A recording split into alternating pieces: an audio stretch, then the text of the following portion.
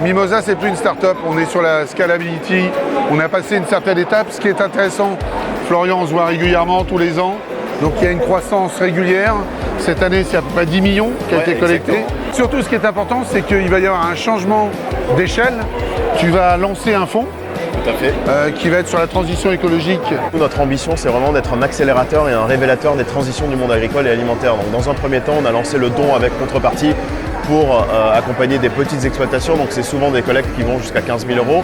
Et puis ensuite, pour accélérer notre activité, on a lancé le crédit permettant aux particuliers de prêter et de placer leur épargne. Donc, on a pu augmenter notre capacité de financement jusqu'à 200 000 €. Et ensuite, on a intégré directement les entreprises, notamment de l'agroalimentaire comme Carrefour et Danone, pour accéder à des projets allant jusqu'à 1 million d'euros, puisqu'actuellement, on a par exemple une collecte de 800 000 €.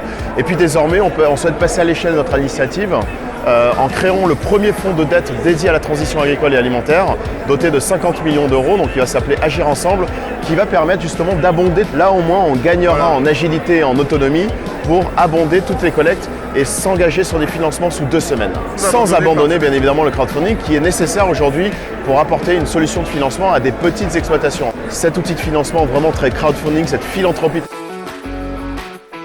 Alors j'ai aussi vu que vous avez commencé à financer ou à cofinancer des grands projets de fermes urbaines comme Agripolis.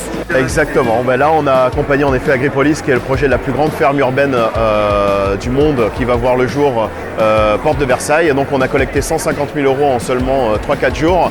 On a collecté dernièrement aussi, on a accompagné le projet de C'est qui le patron. Donc, c'est 650 000 € en à peine 18 jours qui ont été réalisés. C'est ça aussi la magie de l'outil, c'est que cela permet à des citoyens et à des entreprises de prendre part à la transition agricole et alimentaire.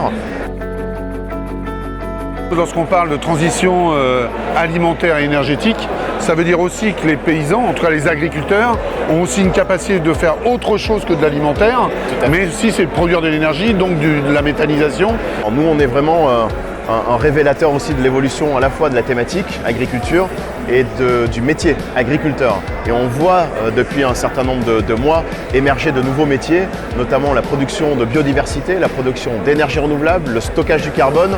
Donc ce qui est une bonne nouvelle pour le monde agricole et pour le métier d'agriculteur, puisqu'il ne sera plus simplement rémunéré pour son premier modèle économique qui est la production alimentaire, mais désormais ce sera un métier qui sera mieux rémunéré par toutes les externalités positives qu'il produit pour la planète. Donc, 2 objectifs, continuer le crowdfunding, le participatif. 2, lever le fonds pour avoir une collecte de 20 millions à la fin de l'année. Et le dernier point, c'est que tu deviennes aussi un accélérateur de cette transformation.